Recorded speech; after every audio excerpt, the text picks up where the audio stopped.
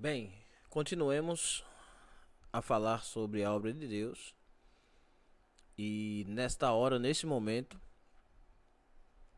iniciaremos falando sobre a obra no Novo Testamento. Este Novo Testamento, é claro, que inicia-se no Evangelho de Jesus Cristo segundo escreveu Mateus, mas para a ordem de leitura é preciso estudar primeiro Lucas, o Evangelho de Jesus segundo escreveu Lucas, tá certo? Essa aula deve durar 1h30 para que você tenha uma noção do que realmente está acontecendo aqui e quão atual é e são esses textos no Novo Testamento para nós, tá certo? Então, atentos à leitura. Na sua apostila, depois de conselheiro ali, do ponto 10 que nós lemos, tem em relação à obra no Novo Testamento. Vejamos.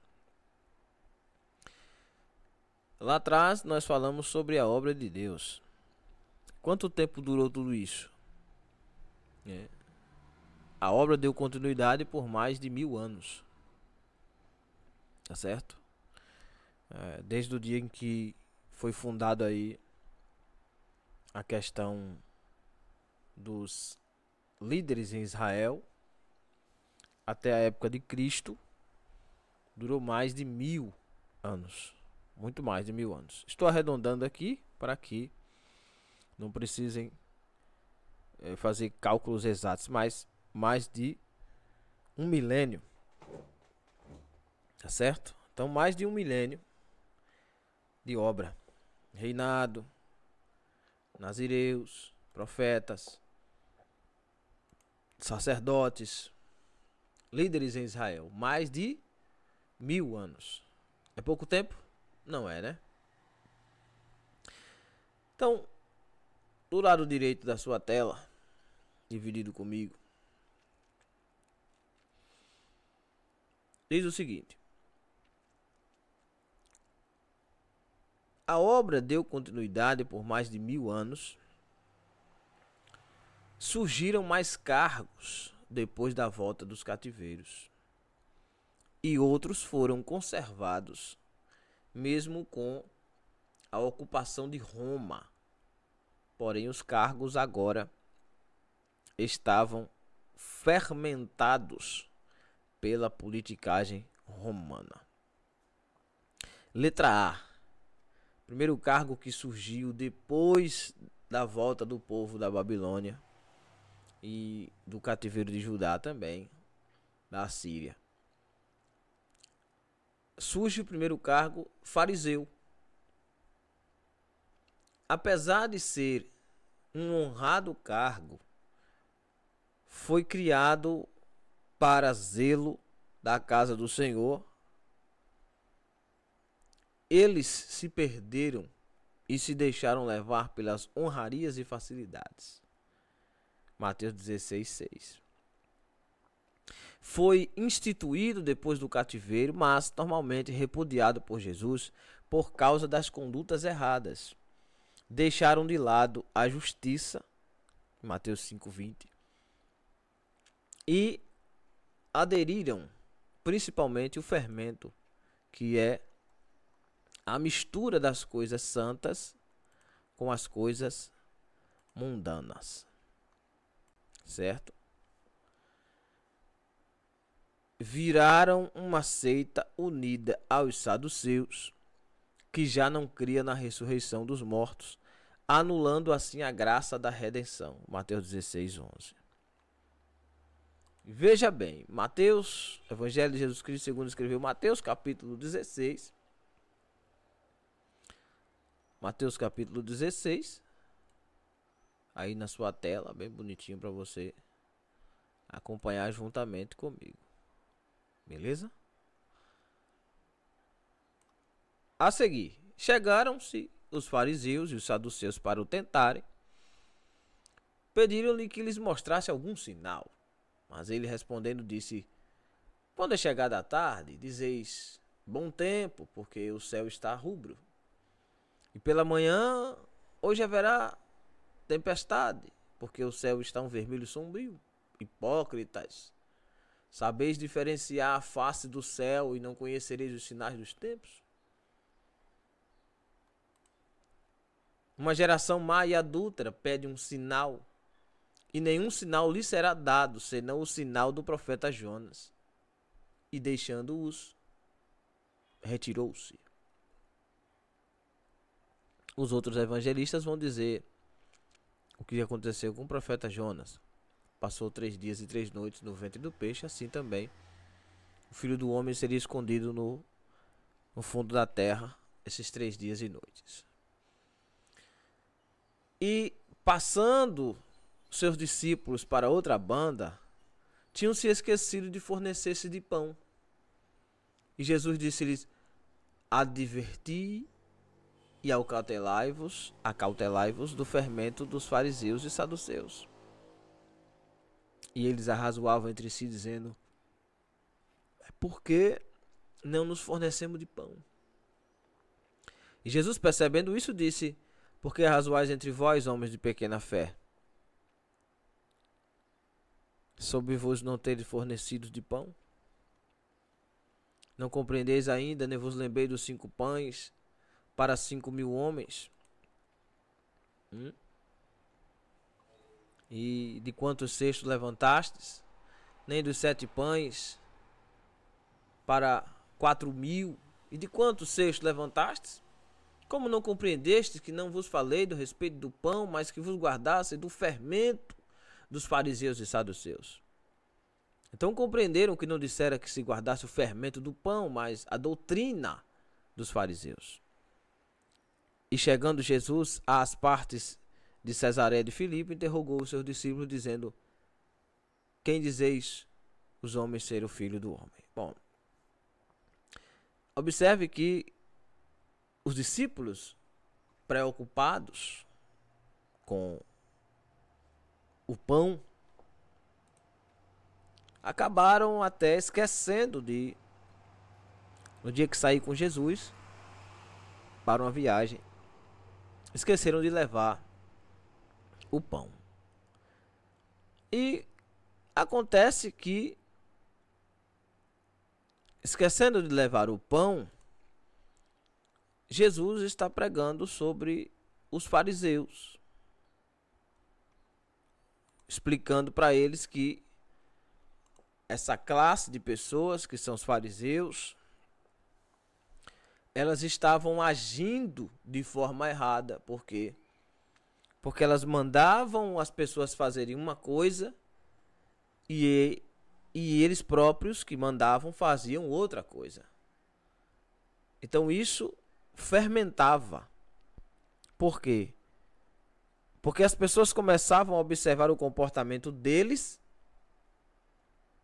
tá certo? Começavam a observar o comportamento deles e não olhava mais para o que eles diziam, tá certo? Acontece que eles deixavam de observar a lei por isto, porque os fariseus diziam uma coisa, mas faziam outra coisa. E as pessoas começavam a observar o exemplo dos fariseus e não a palavra que eles pregavam. E estavam errados? Não, de certa forma não.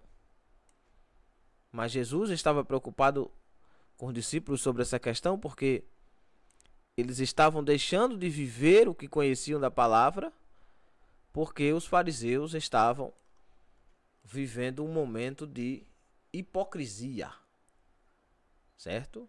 Hipocrisia, que era um momento em que eles estavam buscando somente os meios físicos, materiais, os benefícios do cargo de fariseu, e não estavam preocupados com a salvação da alma.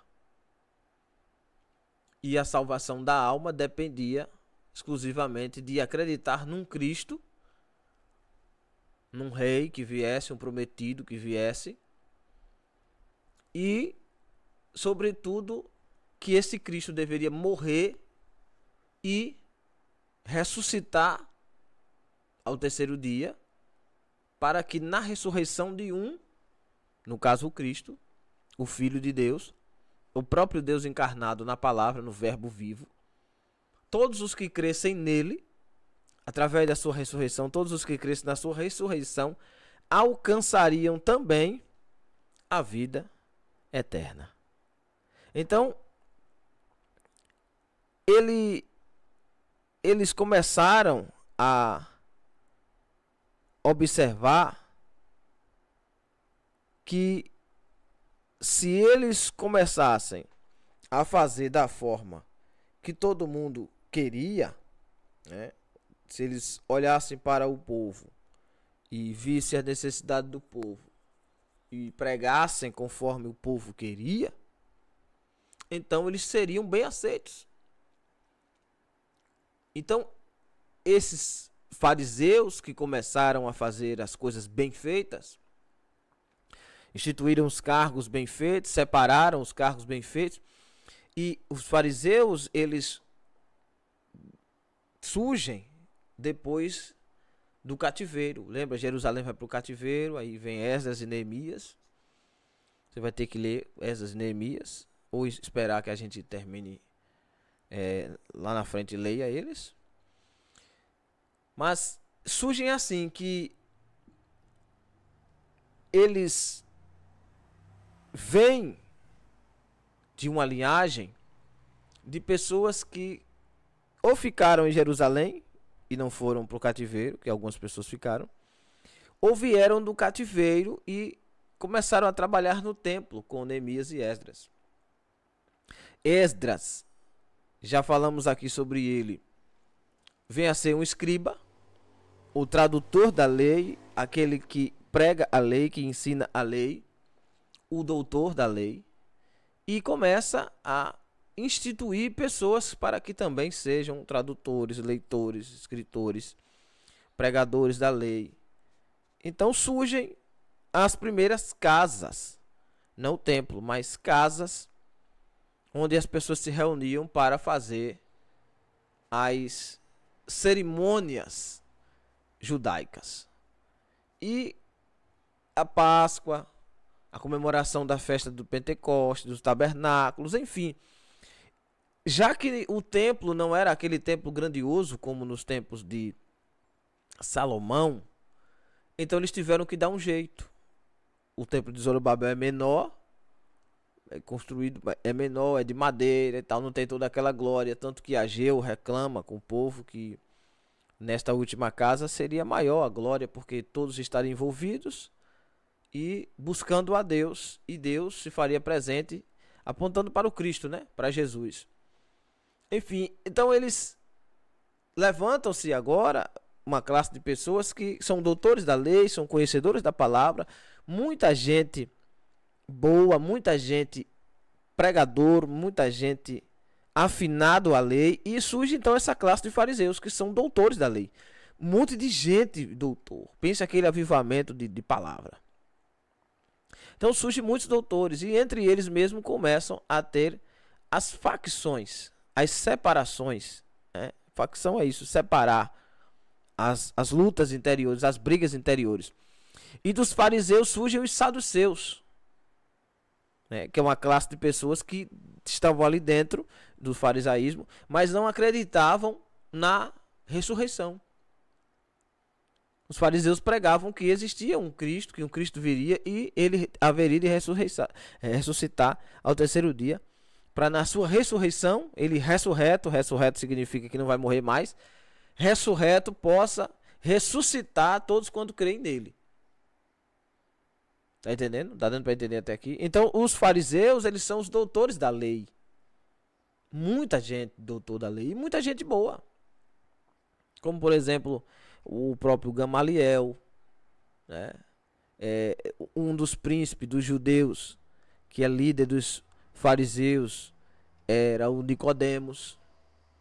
Você vê muitas pessoas boas, bem intencionadas, querendo aprender, querendo conhecer da palavra de Deus realmente. E essa classe de pessoas, elas estavam muito apegadas à lei e às obras, e estavam já se esquecendo da fé, tá certo? Do cumprimento da misericórdia, e ficando somente com a parte religiosa, que essa palavra religião não aparece ali ainda, né? Essa palavra religião é nova, vem para nós aqui. Então não é bem essa palavra religião. Eles ficam com a parte somente da ornamentação das leis, da organização dos cultos, a organização das festas, mas e dos sacrifícios, né? Mas as outras coisas foram ficando para trás, como o amor, a misericórdia, o perdão. E é nesse meio que vem a avalanche de Roma. Roma é o país conquistador, o mundo é Roma, tá certo? Aquela expressão, quem tem boca vai a Roma, é isso aí. As estradas eram feitas todas para ir para Roma. E neste tempo, Roma sai invadindo todos os países que ela possa imaginar, que vença e que possa, por assim dizer, tomar conta do mundo. E quem é que elas vão invadir? Jerusalém. Roma invade Jerusalém, e ao invadir Jerusalém, o que é que ela faz? Ela coloca um líder em Jerusalém, do país, coloca outro líder em Samaria e vai cercando. Aí vem o presidente, o governador, o prefeito, o tetrarca, o Herodes, que a palavra Herodes é um cargo, tá certo? Se não sabia, fique sabendo. Como a palavra papa é um cargo, não é uma pessoa, pode ser qualquer um ali, não importa o nome dele. O César, que é o rei, que foram 12 Césares que tiveram. E detalhe para vocês, todos os 12 eram gays, tá certo? Os 12 Césares eram todos gays. Pasme se quiserem. E aí surge esta gama de reis e Césares, príncipes, todos eles incrédulos. Nenhum deles serviam a Deus de verdade, nenhum deles criam em nada do que a palavra de Deus dizia. E eles vêm para Jerusalém, para dali de Jerusalém começar a dar as ordens. E toda Jerusalém se torna, não vou dizer escravo, mas depois do tombo que Jerusalém tomou da Assíria e de Nabucodonosor, da Babilônia, região toda da Mesopotâmia, né? Então eles precisam reconstruir. E Roma chega no momento em que Jerusalém está vulnerável, precisando de ajuda. E Roma toma conta. Roma traz a sua linguagem, que é o grego, com toda aquela tradição ali misturada, cheio de misticismo, de culto pagão, a deuses pagãos, cultos a deuses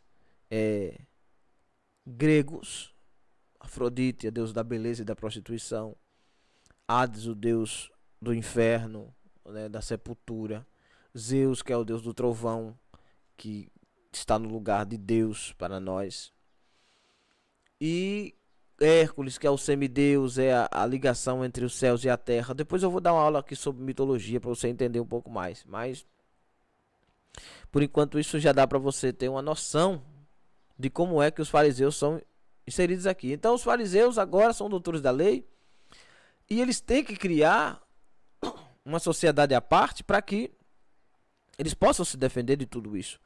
E Roma, quando chega num lugar, ela não chega espancando e botando o povo para fora. Não, ela vem, cerca, toma conta e deixa eles viverem do jeito que eles quiserem lá. Mas os impostos e os tributos todos são arrecadados para Roma. E aí que surgem os impostos que Jesus reclama. Pedro, de quem é que cobra os impostos? De casa ou de fora? Olha, Senhor, deve cobrar os de fora, mas nós somos da casa, então nós vamos pagar só para não gerar escândalo. Senhor, porque devemos pagar tributo. Aí ele, de quem é a esfinge aqui nessa moeda? De César. Então pronto, dê a César o que é de César e dê a Deus o que é de Deus. Veja, o tributo.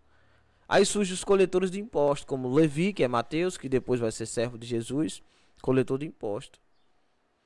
Surge Zaqueu, que é líder dos coletores de impostos, que é um publicano, o servidor público, publicano, que é o chefe de todos os arrecadadores de impostos, né? O líder do banco, o chefe do banco, o cara da casa da moeda, é ele. E aí você vê pobreza, você vê desregularidades, você vê, como é que se diz, pessoas beneficiadas e maleficiadas, você vê doenças em toda Jerusalém.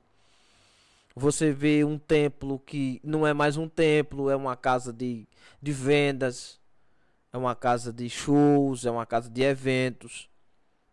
Os judeus vão para ali, mas eles não precisam mais criar animais para poder sacrificar, porque no templo já vende.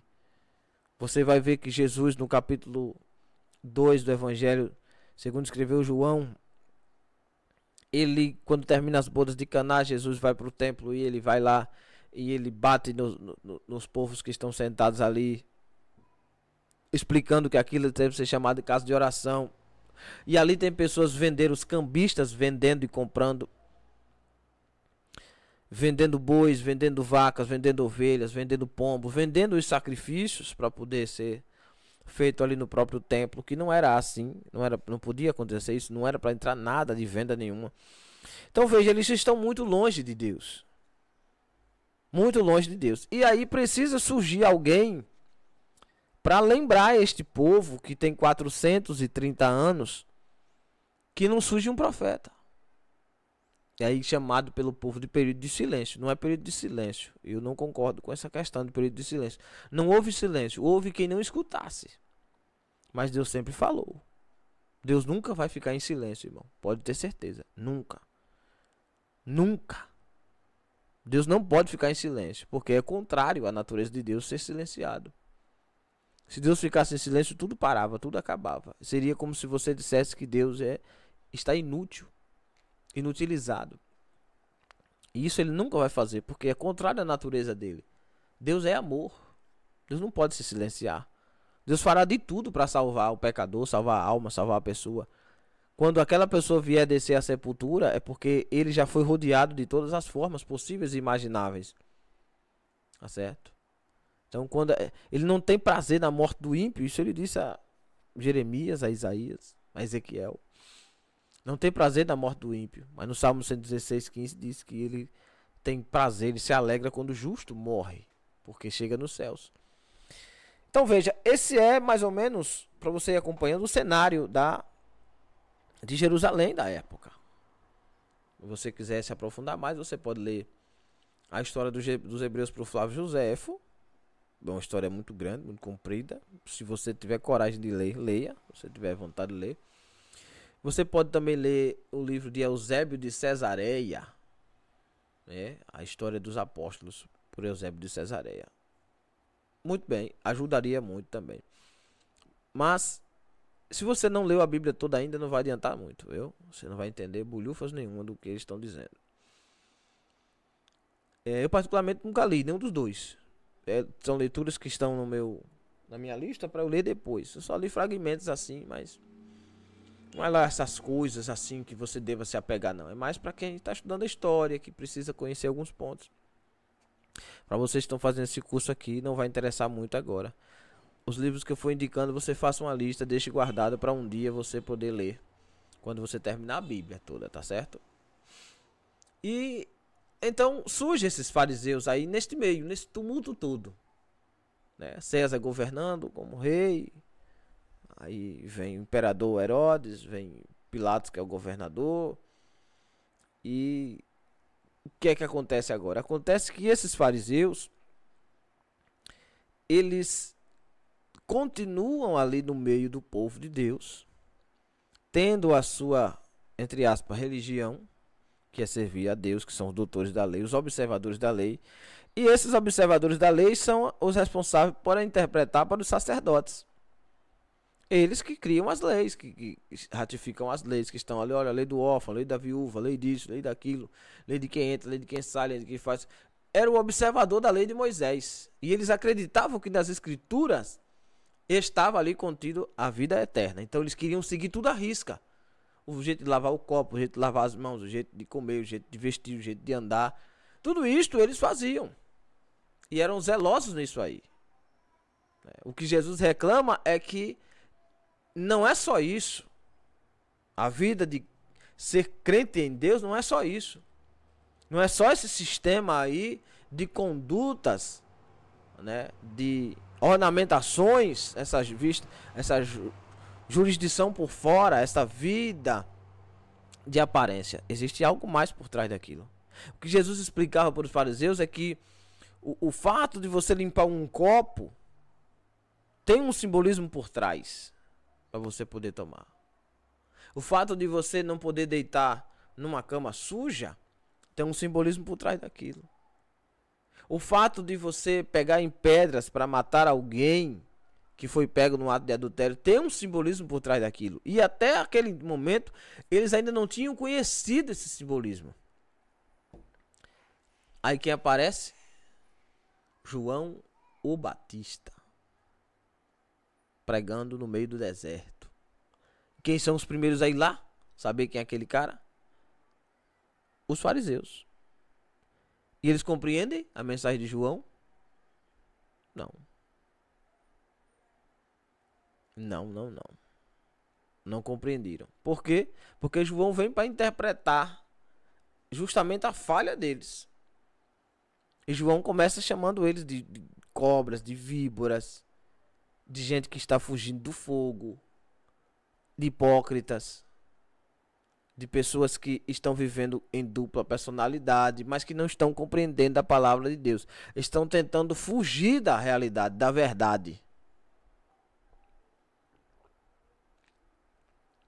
E João explica que não dá para fugir. Não dá. Tem que enfrentar. Encarar. E então, nesta mesma linha, quando surge João, surge quem? Jesus. Que vai bater de frente justamente com os fariseus, que são os doutores da lei, que deveriam estar passando uma boa impressão para os sacerdotes, ensinando os sacerdotes, sempre ratificando, sempre trazendo eles de volta para o centro da palavra de Deus, pela lei de Moisés. Mas aí dentro já tem as facções. Porque Jesus também vem para ser um pregador. E quem já está pregando ali há muito tempo são os fariseus. E a palavra que os fariseus pregam não tem autoridade. Autoridade. Não tem peso. Não tem vocação. Não tem sinceridade. Lembra quando foram prender Jesus? Não trouxeram ele? Não. Sente lá para você escutar, para você ver o que ele diz. Ele prega com autoridade. Por quê? Porque tudo que ele está falando, ele está mostrando com fatos. E ele está vivendo aquilo. Não está mandando alguém fazer.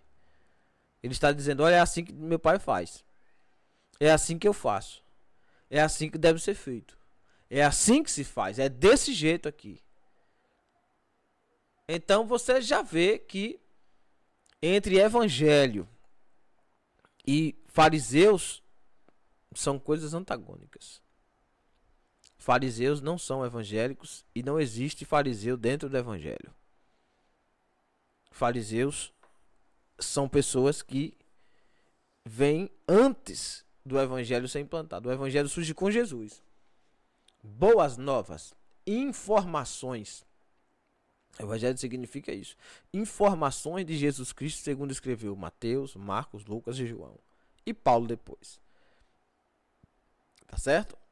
Então, não existe informações sobre fariseus. Não existe evangelho de fariseu. Boas novas, segundo escreveu quem nos fariseus? Não tem, isso não existe. Então, por aí você tira a questão da musicazinha lá que eu falei outro dia aqui, que a menina, boa intencionada ou não, deu o vacilo dela. Evangelho de fariseus. Não existe evangelho de fariseu. Ou é evangelho ou é farisaísmo. Uma coisa ou outra. Tá? Não tem ninguém evangélico metido com farisaísmo, porque senão não é evangélico. E não tem nenhum fariseu metido com o evangelho, senão não é fariseu. Uma coisa ou outra. Então, o fariseu, ele não aceita Jesus.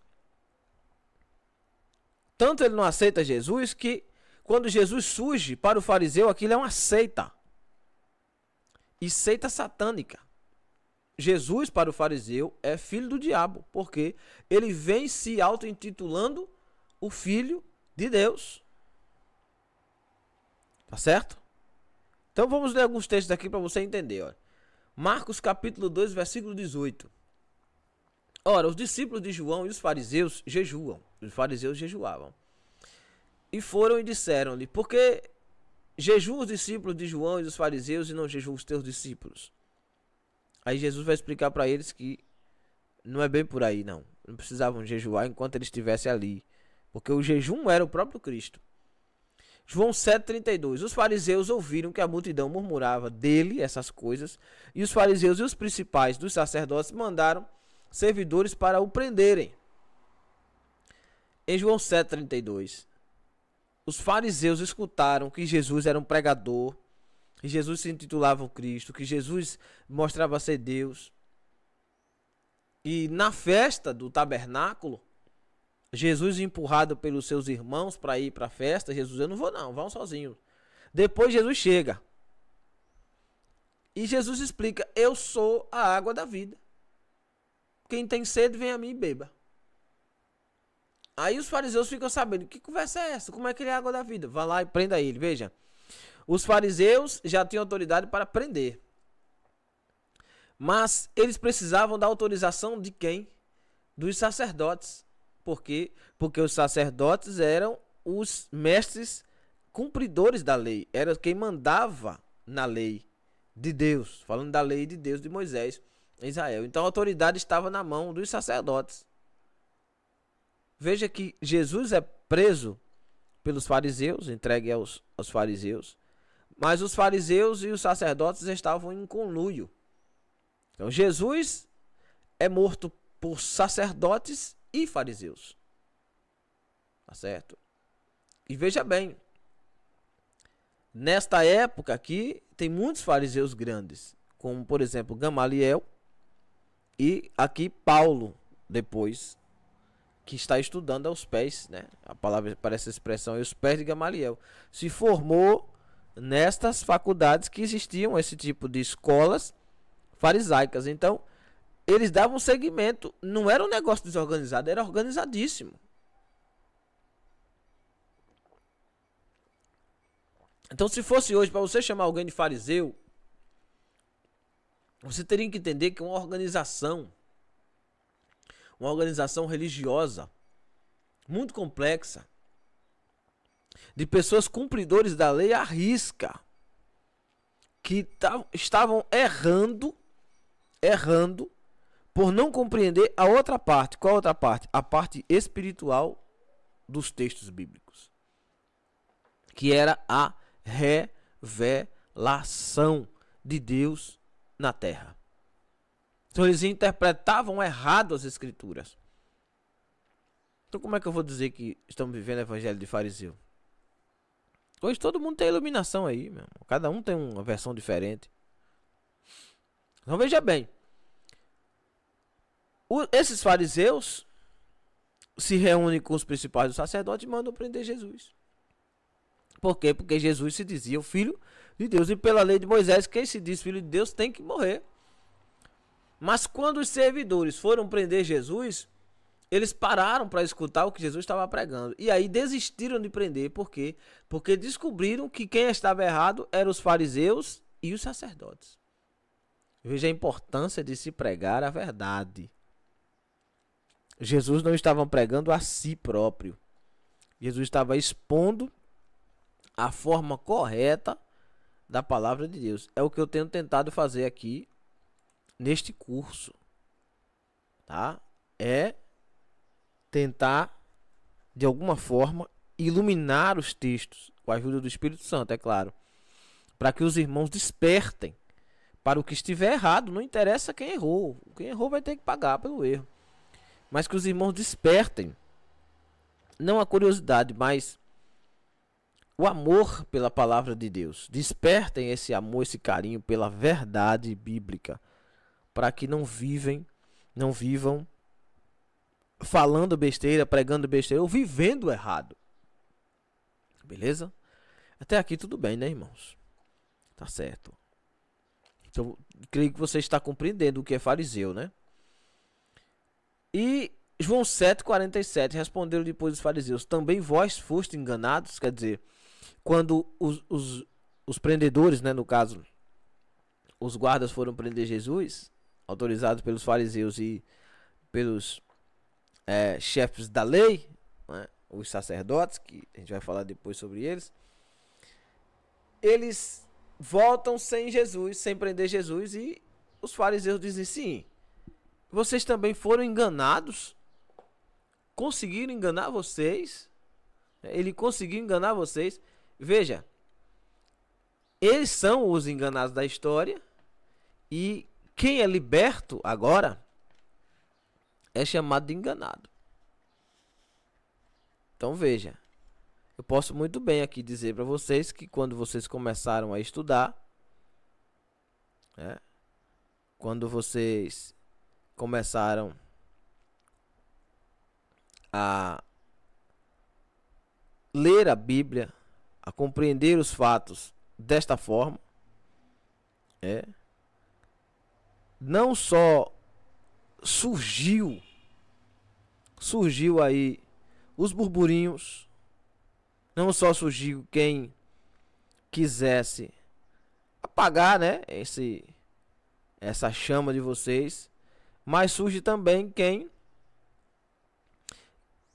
acha que você não precisa estudar, que você não precisa compreender a Bíblia, que você não precisa ler os textos, que você não precisa, né, ser um crente melhor, que você não precisa viver a Bíblia de verdade, que você não precisa ser além do que você já é.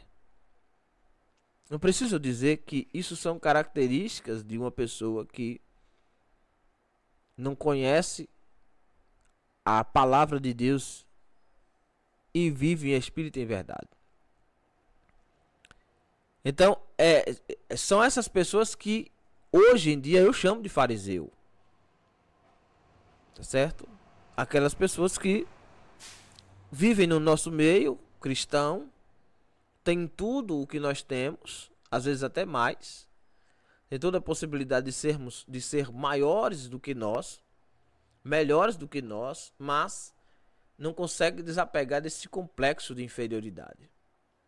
E aí quando você começa a fazer uma coisa, ou quando você começa a se destacar no meio, eles vêm lá e querem apagar essa chama. Quer dizer, não há um mecanismo farisaico, não há uma rede de fariseus, mas há sempre uma pessoa ou outra que tem características de fariseus. Então eu não posso dizer que é um evangelho inteiro de fariseu.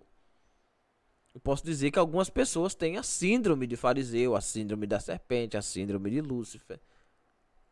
Veja que eu sempre coloco essas palavras aqui, porque síndrome não é uma coisa que se espalha. É uma coisa que, se você deixar de lado, morre só. Isso aí morre só, irmão. Tá entendendo? Esse tipo de gente morre só com o próprio veneno. Tá? É da própria serpente que se faz o veneno. Que se faz o veneno. É da mesma serpente que se faz o antídoto. Se não sabia, fique sabendo. Então não fica preocupado com quem é fariseu no nosso meio, quem é trigo, ou quem é joio, ou quem é do diabo, ou quem é... Meu irmão, nós não estamos aqui para isso. A nossa função no evangelho não é apontar pecado de ninguém. Nossa função aqui é ser salvo. E ó, ponto final. Se você conseguir ser salvo, meu irmão, Você fez a maior coisa que existia na face da terra. Você alcançou o ápice. Mas é também vontade farisaica deixar a sua salvação e sair por aí propagando a salvação para os outros, tá certo? Então tomar cuidado para que nós não olhemos para os outros como se eles fossem fariseus e nós sejamos o fariseu. Porque essa sede de querer ganhar o mundo inteiro, e quando você pergunta para a pessoa, você é salvo, ele nem sabe o que é isso, isso aí é síndrome de fariseu. Porque quando perguntava a Jesus sobre casamento, Jesus fazia uma pergunta, eles não sabiam. Perguntava a Jesus sobre o fim dos tempos, Jesus fazia uma pergunta, eles não sabiam. Quer dizer, Jesus não tinha nem como responder a pergunta deles, porque o princípio da fé eles não conheciam. Jesus dizia, mas se vocês não me respondem, eu também não respondo. Por quê? Porque eles não conheciam nem o básico. E nós estamos aqui, pelo menos, para conhecer o básico, meu irmão, que é a nossa salvação, irmão. Se você aqui não aprender a pregar, se você aqui não aprender a cantar, se você aqui nesse curso você não aprender a evangelizar, se você não aprender nada, mas se você tiver consciência, sincera e honestamente, de que nós temos por prioridade a salvação da nossa alma, meu irmão, aí de certeza absoluta que Deus vai se agradar de nós, Deus vai abrir os céus para nós. Tá certo? Se você colocar isso na sua mente, olha, eu tenho por meta de vida me salvar. E o resto? Não, o resto é resto. Não me interessa agora. Eu vou estabelecer uma meta aqui de salvação. E no dia que eu bater no peito, que eu disser, eu tenho certeza da minha salvação, aí agora eu vou querer salvar os outros. Porque eu vou saber como é para ensinar aos outros. E lhe digo que essa esperança da fé, a salvação, ela tem que ser aprimorada. O que é isto? Cada dia nós chegamos mais perto, mais perto, mais perto, mais perto, mais perto da consciência sincera da salvação plena. O professor Olavo de Carvalho dizia que a verdade é como uma síntese, que é uma curva que você vai se aproximando, se aproximando, se aproximando, se aproximando de fechar o círculo, mas nunca chega. Já passou por uma curva que ela parece que vai retornar, né? Em Minas Gerais tem muita curva assim. Você faz a curva e você parece uma rotatória, parece que vai voltar e não volta. Dali você segue outro rumo e outro rumo e outro rumo. A verdade é assim. A salvação é assim. Você vai procurando, todos os dias você acorda e você vai, onde é que eu me encaixo aqui, Senhor? Como eu faço para hoje eu ser salvo? Planos para amanhã não tem, porque da manhã pertence ao Senhor. Mas hoje, o que é que eu posso fazer para eu garantir essa salvação? Se o Senhor vier agora, nesse momento, para mim, eu estar pronto. Tá certo? É assim que se faz, irmão. É desse jeito que se faz. Tá beleza? Mateus capítulo 27, versículo 62. E no dia seguinte, que é o dia depois da preparação, a festa da preparação, né? Reuniram-se os príncipes dos sacerdotes e os fariseus em casa de Pilatos. Que lindo, né? Os fariseus, os sacerdotes reunidos na casa do governador Pilatos. Veja, a política, a religião de um estado, os doutores da lei, todos reunidos em prol de matar Jesus. Nem a religião estava entendendo o Cristo, nem o Estado estava entendendo o Cristo, nem os doutores da lei estavam entendendo o Cristo. E todos estavam errados nessa história. Tá certo? João 11:46. Mas alguns deles foram ter com os fariseus e disseram o que Jesus tinha dito. Quer dizer, a fofocagem rolava solta no meio dos fariseus, né? João 9:40. Aqueles dos fariseus que estavam com ele, ouvindo isso, disseram: também somos nós cegos, né? Então, 9:16 de João. Então alguns dos fariseus disseram: este homem não é de Deus, pois não guarda o sábado. Diziam outros: como pode um homem pecador fazer tais sinais? E havia dissensão entre eles. Tornaram, pois, também os fariseus a perguntar-lhes como vira. E ele lhe disse: Pôs-me lodo sobre os olhos, lavei-me e me vejo. Levaram, pois, os fariseus o que dantes era cego. Isso João capítulo 9. João 8,13, disseram, pois, os fariseus, tu testifica de ti mesmo, teu testemunho é verdadeiro. João 8,3, os escribas e fariseus trouxeram a mulher apanhada em adultério. Veja bem. Veja até onde vai chegando essa questão dos fariseus.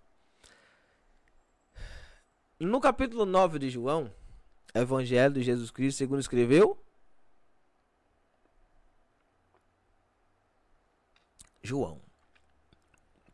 Não esqueça, quando você subir ao púlpito que você for falar, não diga livro de João. Diga Evangelho de Jesus Cristo, segundo escreveu João, capítulo 9, como não existe versículo 1 a seguir. Beleza? Aprenda a falar corretinho, bonitinho. Se organize, irmão. Tem amor por isto. Isso aqui tem que ser assim mesmo, tem que ser certo. Nem fazer nada errado, não.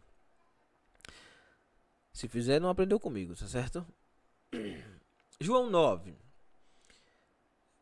Jesus vai passando numa cidade, Jerusalém, no centro e tal. E ele vê um cego de nascença. Sabe a idade, sabe o tempo que tá ali, daquele jeito. Jesus chama ele, faz lodo, cospe no chão, faz lodo, toca nos olhos, manda ele se lavar no tanque de Siloé e volta enxergando. Os detalhes não interessam. O interessante é que ele voltou vendo. Se você fica pegado, por que se lavou? Por que tinha que se lavar? Por que Jesus não fez logo um milagre? Por que isso? Isso aí não interessa não, irmão. Não interessa porque você não vai saber nunca por que Jesus mandou fazer aquilo. E não vem me interpretar segundo nada, segundo ninguém não, que é mentira, é empolhação. Certo? É conversa fiada.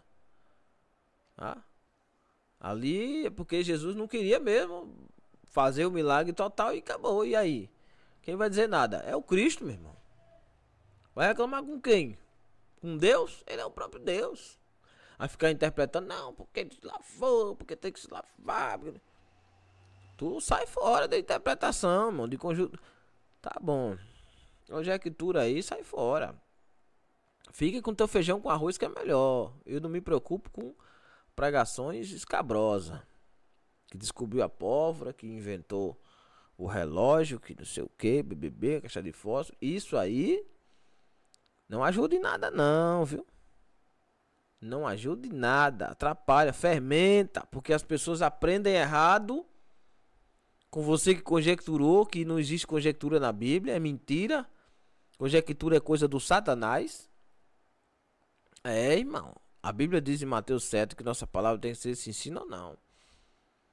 Em Provérbio número 30 ele diz que a palavra de Deus é escudo e não acrescentes nada a ela para que não seja achado por ele mentiroso.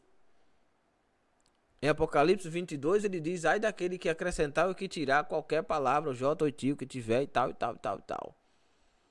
Então, não tem nada na Bíblia me dizendo que eu posso conjecturar. Quando o pregador diz assim, a Bíblia me dá respaldo para conjectura. Quem lhe disse isso? O Satanás foi? Só se foi, porque Cristo não disse isso. Cristo disse, seja porém o vosso falar. Sim, sim e não, não. Qual a obrigação do pregador? Dizer, está escrito assim. E ó, acabou. Nossa obrigação não é interpretar. Quem lhe disse que a obrigação do pregador é interpretar, mentiu. Nossa pregação é iluminar. É jogar, olha, é assim que está escrito. E cada pessoa que está escutando está vivendo uma situação diferenciada, mas todos vão se encaixar naquele padrão do texto, da Bíblia, do contexto, da iluminação do Espírito. Se você corta isso, se você interpreta do seu jeito e joga, não faz efeito. Por quê? Porque ele pode interpretar errado porque você interpretou errado. Tá beleza? Eu uso sempre o texto aqui do Evangelho de Jesus, segundo escreveu Mateus capítulo 9, quando fala sobre a mulher do fluxo de sangue, né? Que as pessoas prometem, toque em Jesus diferente nessa noite. Eu digo, sim, e se eu tocar diferente? e não acontecer nada. E aí? Eu lhe processo? Lhe ponho na cadeia por charlatanismo? Como é que funciona? Porque o pregador acha que falou qualquer coisa lá, a Bíblia mesmo, ninguém está cobrando. Ninguém está cobrando. Mas Jesus vai cobrar. E a próxima aula, não perca a próxima aula. A próxima aula eu vou dar aqui uma aula sobre consequências do pecado e o juízo final. Não é uma pausa, não. Eu vou encaixar aqui no texto, no próximo estudo, você vai ver. Então Jesus vai passando, voltando à questão de João 9, Evangelho de Jesus segundo escreveu João capítulo 9. E Jesus vê o cego, faz o lodo e tal, e manda ele se lavar, ele volta enxergando. Ele volta enxergando e os fariseus ficam sabendo daquilo. E ele, como faz parte da igreja, por assim dizer, do templo e tal, os pais dele também vão perguntar como é que foi aquilo. De onde veio esses sinais aí? Por quê? Por que de onde veio esses sinais? Porque não pode ser de Deus, Deus não está fazendo sinais. Mas aí ele diz, não, olha, o homem que me curou foi assim, ele cuspiu no chão, pôs lodo nos meus olhos e voltei vendo. Mandou lavar, voltei vendo. E o nome dele, não sei o nome dele, não sei o endereço, não conheço e tal e tal. Ele, mas como você não conhece? Ele, bom, não sei, vocês não sabem não. Não, tá. Me admira, porque vocês são fariseus, escribas da lei, sacerdotes, esse monte de gente estudando a palavra e não sabe quem é ele. Isso me admira. Leia João 9 você vai ver. Os fariseus ficam retados com ele. Mas me explique de novo. Aí ele fica retado. Já vos disse. Vocês também querem ser discípulo dele? Discípulo dele sejas tu. Nós somos discípulos de Moisés. Ele é bom, discípulo de Moisés e não sabe de onde ele veio. Aí chamaram os pais, perguntaram aos pais, esse seu filho era cego? Ele era. Como ele vê? Não sei. Sei que ele nasceu cego. Como ele vê? Não sei. Pergunte a ele. E perguntam a ele de novo, e ele fica insistindo e tal. E expulsam ele do sinédrio. Quando ele é expulso do sinédrio, quem está lá de braços abertos para recebê-lo? Jesus. Jesus fica sabendo que ele foi expulso. E Jesus pergunta a ele, crês tu no Filho do Homem? Aí ele, quem é ele para que eu creia, Senhor? Me mostre. Ele, eis que vos fala. Ele creio, Senhor. Abraçou e beijou. Recebeu Jesus de braços abertos. Que história linda, né? Maravilhosa, né? Mas o povo só conta só a parte da cegueira, né? Mas a conversão dele, a expulsão do farisaísmo, a aceitação em Cristo. Olha que coisa linda. Os pais negando com medo de ser expulso também e tal.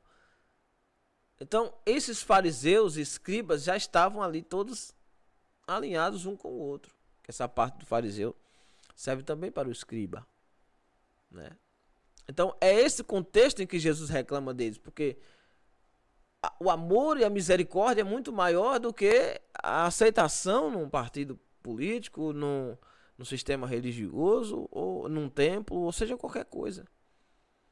E esse homem, que tem 40 anos, aí já tem idade, aproximadamente 40 anos, o cego, ele, em vez de ser expulso da sinagoga, era para ser aceito. Não, sente aqui, rapaz, vamos conversar sobre ele, sobre o Cristo. Convidar ele para vir aqui também. Não, ele é expulso por não saber explicar um milagre. Mas tem um bocado de pregador aí explicando milagre. O próprio cego não sabia explicar o milagre, mas um bocado de gente aí tentando explicar milagre. Milagre não tem como explicar, irmão. A palavra milagre já é isso aí, tá certo? Então aí, esse burburinho todo, em João 9, você vê que em João 8, os escribas e fariseus pegaram a mulher num ato de adultério e trouxeram para apedrejar, para matar a mulher. Veja, tanta gente intérprete da lei, o Deus do amor, o Deus da justiça, o Deus da bondade, ainda não entenderam que aquela parte que Moisés escreve sobre apedrejamento era por causa da dureza do coração do povo lá atrás. Mas que agora eles estavam vivendo um novo regime, eles já tinham leis, eles já tinham regras, já tinha Roma que já ajudava com isso, já pagava impostos a a outro povo, já estava tudo envolvido, tudo errado. E eles ainda estavam apegados à questão da lei antiga. E surge Jesus justamente para cumprir essa lei, para não precisar matar ninguém, o homem não precisar sacrificar, enfim. Jesus surge aí para que ninguém precise destruir a vida de ninguém, para que ninguém precise pecar contra ninguém, para que ninguém precise cumprir toda aquela parafernália da lei das 602 leis. 206 tiradas só dos mandamentos. 602 leis. Ninguém conseguia cumprir. Jesus vem e diz: pronto, está cumprido, morri, ressuscitei e agora é só me aceitar aqui como Salvador e tá beleza. Resolvido o problema, vamos embora para casa. É tão fácil, né, irmão? Os fariseus não acreditavam nisso. Não tem como. Como é que isso vai acontecer e tal? Então, para você ter uma noção do que é o farisaísmo, para não sair por aí falando qualquer besteira sobre fariseu, você tem toda essa noção aqui. E você vê que, por natureza, o apóstolo Paulo, que era antes Saulo, era um fariseu de nascença, por natureza, tá certo? Zeloso, um homem que realmente cuidava à risca.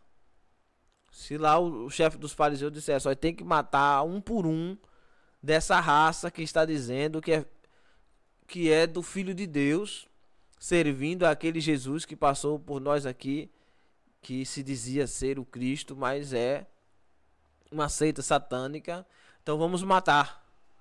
E aí Paulo tinha que matar, né? Tinha que perseguir, tinha que torturar, tinha que inquirir, para que eles desistissem daquela seita e voltassem. Porque isso era... A lei de Moisés exigia que eles fizessem isso. Então eles interpretavam assim, irmão. Tá entendendo? E por isso que Jesus explica para eles: olha, cuidado com o fermento do fariseu. Porque se você ficar escutando eles, você vai achar que realmente é desse jeito. Então, antes de você ir até o fariseu, ir até o conhecedor da lei, você precisa ir até quem? A fonte. Quem é a fonte? Cristo. Aí você nunca será enganado. Beleza, irmãos? Diz o italiano: va bene? Pois bem. Então, veja, aí aparece o escriba. Eles já estavam se encaixando no mesmo sistema dos fariseus, com agravante que estavam envolvidos também com a política, conheciam, mas não praticavam. Mateus 12:32. Então, os escribas já estavam aliados aos fariseus, porque era bem melhor, né, irmãos? Eles não iam querer seguir o Cristo. Os escribas, eles iam com certeza aderir ao farisaísmo até o final, porque era que ele dava as regalias. Eles já recebiam por aquilo, né? Eles já viviam, né?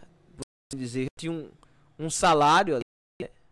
Eles já tinham, não era mais aquela oferta dada aos sacerdotes da época, mas agora eles já viviam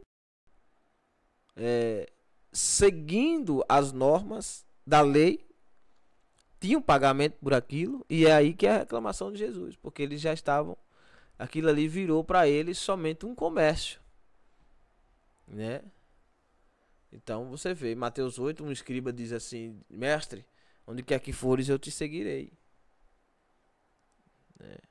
O outro, Marcos 12:32, e o escriba lhe disse: muito bem, mestre, com verdade disseste que há um só Deus e que não há outro além dele. Esse escriba aqui de Marcos 12:32, Jesus olha para ele e diz: olha, meu filho, você não está longe do céu.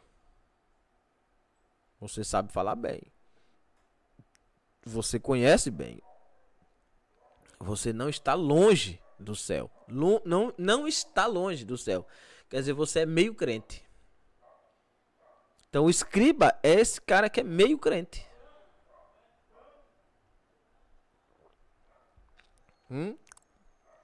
surge a pergunta do provérbio que o pregador Lu fez uma música.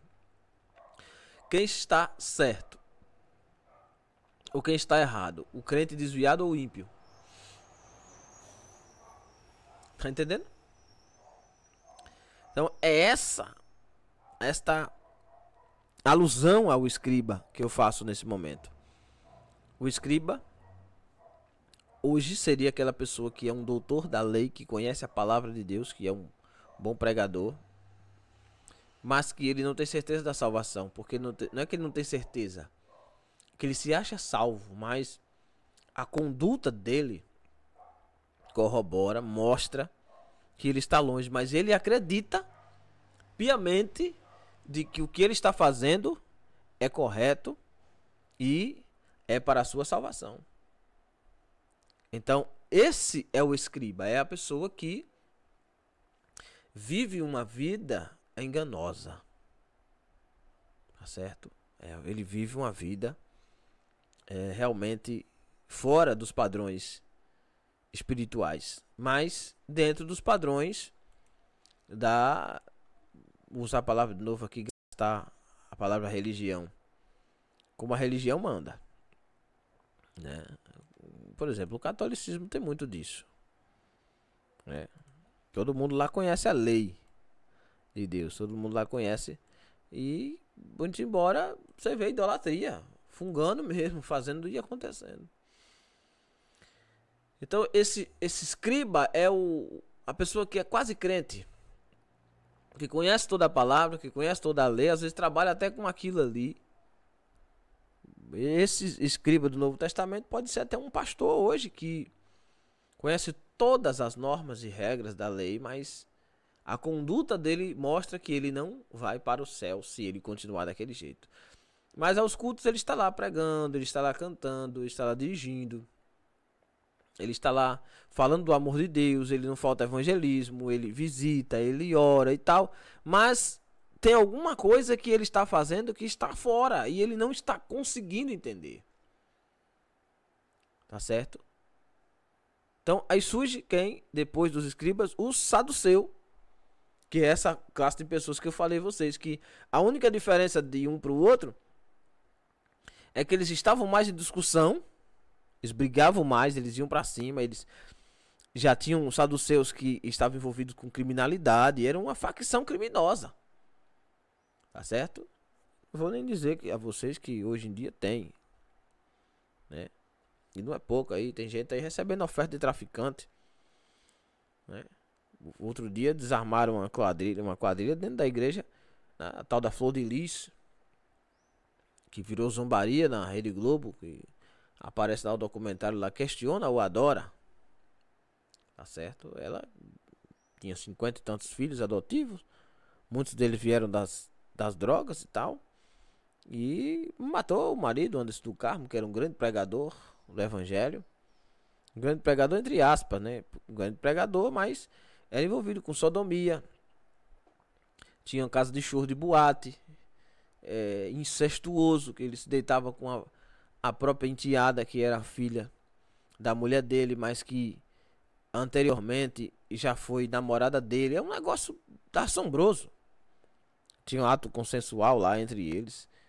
Negócio assim de esculhambação mesmo. Então é esse povo. Vou lhe dizer que é todo mundo assim? Não é. Isso é um ou outro. Isso é um ponto fora da curva. Um ou outro que tem coragem de viver uma vida assim de engano. Então não pode generalizar.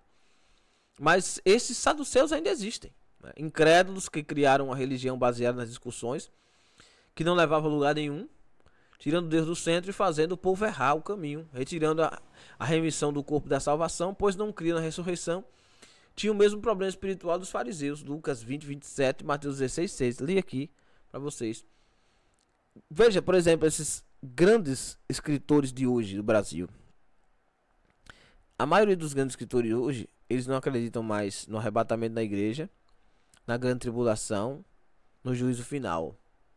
Só que Cristo vem nas nuvens, vem buscar os seus escolhidos, mas isso depois da tribulação, porque a igreja inteira passará pela grande tribulação, porque nunca a igreja foi livrada de nenhum mal, de nenhum problema. É caso de eu perguntar o seguinte: a grande tribulação é um mal ou é um juízo de Deus contra os ímpios?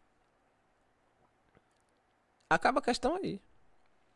Se a grande tribulação é um mal, coisa trazida pelo mal, então a igreja vai passar. Mas se a Bíblia diz que a grande tribulação é o juízo de Deus contra os filhos da desobediência, João 6, 36, então nós não temos nada a ver com os ímpios e nós seremos livrados. E a Bíblia diz que a grande tribulação é o juízo de Deus contra os filhos da desobediência. Nós somos noiva. A noiva, a igreja de Cristo será levada. A esposa de Cristo será livrada, levada para o céu. Certo? É só quebrar. Ah, não. Pré-tribulação, pós-tribulação. Besteira pura. Não entre nesses termos. A pergunta é: Deus vai livrar a igreja ou vai deixar a igreja passar pela praga que ele mesmo vai mandar para os ímpios? Bom, se a praga é para os ímpios, onde estará a igreja? Mas a igreja será arrebatada, num piscar de olhos acontecerá. Assim será a vinda de Cristo. Tá certo, meus irmãos? Então, os levitas do Novo Testamento, né, a letra D, muitos se corromperam. Né? João 1,19. Mas ainda havia quem deles fossem servos de verdade. Em Atos capítulo 4 você vai ver quando institui-se os cargos, existem levitas ali que são homens de Deus, que ainda querem alguma coisa, né, com o evangelho, com Cristo, com Deus. Então nem todos são vagabundos, por assim dizer, nem todos querem viver dos ganhos, mas ainda tem muitos levitas aí, hoje, por exemplo, tem muito homem de Deus, muita mulher de Deus que são cantores, que são levitas. Essa palavra levita já trazendo para nós pessoas que compõem, que cantam, que estão à frente de batalha, que realmente são homens e mulheres de Deus. Tá bom, irmãos? E então, eles no tempo de Jesus, muitos tinham se corrompido, mas muitos também estavam ali esperando o Cristo. O mal do povo é pegar passagens como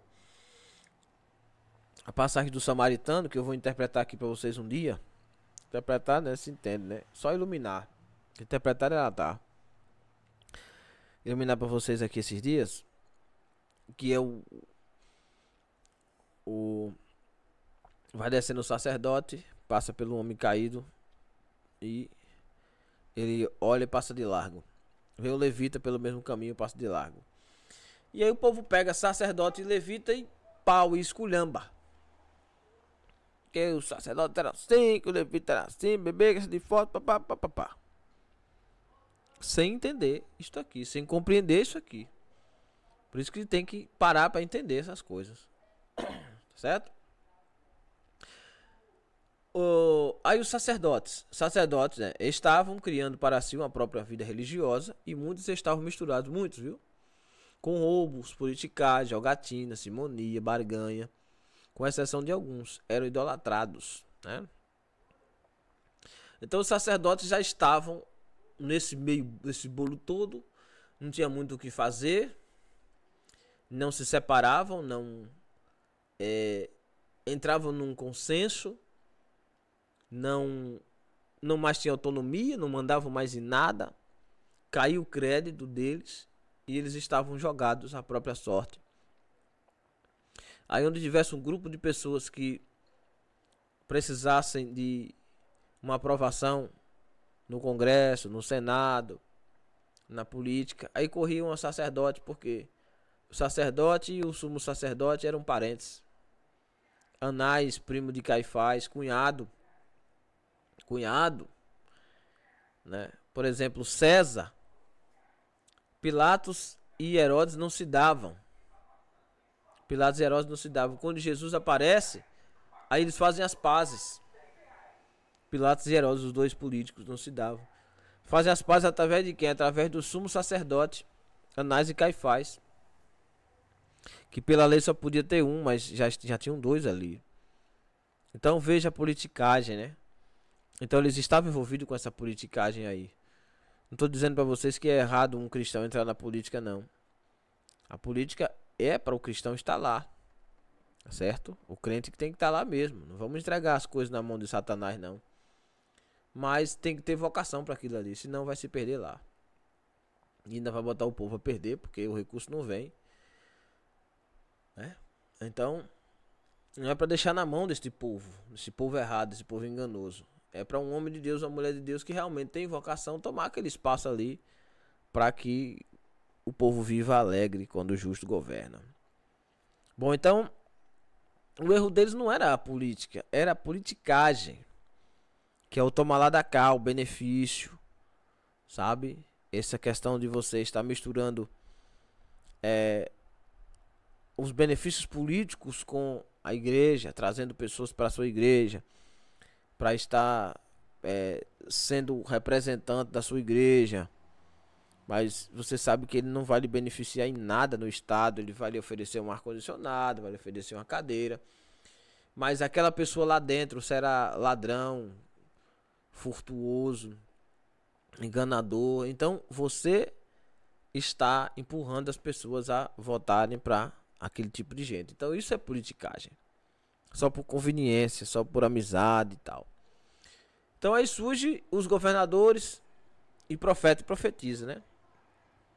Os governadores eram todos ímpios no Novo Testamento, pois eram na sua maioria romanos. Não havia um hebreu, mas alguns criam em Deus, normalmente usados por Deus para corrigir o povo e provar a fé dos fiéis. Então 1 Pedro, capítulo 2, 13 e 14, Pedro fala sobre as autoridades que Deus levantou para corrigir o povo.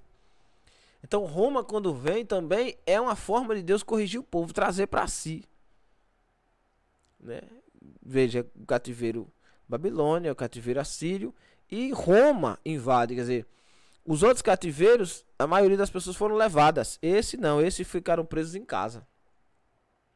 Já para ajudar o povo, como Ezequiel 37, juntar todo mundo, os ossos ali, tudo junto, tal, para formar uma nação. Mas o povo não queria. O espírito que veio, que era o Cristo, forma de gente, o espírito que veio para soprar naqueles ossos, eles não aceitaram. E até hoje estão espalhados pelos 4 cantos da terra. Então, veja bem, esses governadores eram ímpios. Poucos deles criam em Deus, mas era uma forma de Deus corrigir o povo. Tá certo? Era uma forma de Deus corrigir o povo. Vou dizer isso que acontece em todos os países? Não, nós estamos falando aqui do povo judeu. Não posso dizer do Brasil. O Brasil não é crente. O Brasil tem crente nele, mas o Brasil não foi pautado na crença. O Brasil foi fundado pelo catolicismo, né? Dom Afonso Henrique, Dom Pedro I, Cabral. Os que vieram eram todos católicos. Primeira missa no Brasil e tal. Depois chegou o protestantismo, né? Anos e anos depois, né? E aí vem aquela mistura de índio, de negro. Já vem da África uns, vem de Portugal outros. Aí vem invasão holandesa, francesa. E mistura-se tudo. E o Brasil é essa mistura de povos e muitos povos. Então o Brasil é essa baderna aí que vocês estão vendo. Não dá para ter um curso dizer assim, o Brasil é assim. O judeu dá. 3 ou 4 nações vivem em Israel. Acabou, facinho de você saber. Aqui não, eu quero ver você aí que tá sentado aí, puxar sua árvore genealógica. Puxa aí, quem foi seu pai, pai do seu pai, pai do seu pai. Só por um lado. O avô, do bisavô, do tataravô, do tetravô. Onde é que você chega? Vai bater aí num escravo, ou num índio, ou num polonês, ou num português. E aí, desde esse português pra trás, de onde você vem? Você não sabe. Qual é a sua genética? Quem está por trás da sua genética? Tá certo? Então, fica muito difícil você saber quem é o Brasil. Por isso que as pessoas dizem, o Brasil é assim, geração eleita, não sei o que, não sabe o que tá falando. O Brasil tá todo rodado, irmão. Tá começando agora. crente no Brasil é pouco tempo. 50 anos pra cá, 50 anos é o quê? Ah, não, a Assembleia terminou desde 1910, a Assembleia tá aqui. Não. 100 anos é o quê? 200 anos é o quê, irmão? 200 anos em 6 mil de humanidade é o quê? É nada. Então o Brasil é novinho ainda, é um embriãozinho assim. E o Brasil ainda não é crente. Muita gente crente no Brasil, mas o Brasil ainda não é crente. Tá certo? Então, aí surge o último grau aqui, profeta, né? Ou profetiza. O último profeta foi João Batista, vocês sabem disso. Na questão da escolha de vida inteira para o ofício, e também profetiza, só aparece uma, pois existe o artigo definido a, né? A profetiza, né? Quando Jesus é apresentado no templo com 8 dias de nascido, a profetisa Ana aparece ali, a profetisa Ana. E já é velhinha já, viu? Né? 80 e tantos anos, casou-se, o marido morreu e ela já tinha 84 anos só de viúva. Estava ali com Simeão ali no templo adorando a Deus quando Maria vai apresentar Jesus com 8 dias de nascido. Então, veja, esse é o contexto. O profeta foi até João Batista, dali já não vai mais, não tem mais profetas depois dali. Aí depois vai surgir os dons proféticos que é liberado por Jesus, né? Depois do dia de Pentecostes, através da pessoa do Espírito Santo. Tá beleza? Então, nós vamos já apontar aqui os dons, né? Apóstolos, profetas e doutores. Aí agora madeira vai deitar. Vai ser de gente gemendo aí com esse negócio. Eita, rapaz, não vai ser fácil não, viu? Vai ser difícil, né? Então, após esse breve conhecimento inicial, finalmente chegamos na era da igreja. E agora Deus começa a trabalhar diferente, distribuindo os segredos que havia no céu a homens comuns. Tá? Aguarde aí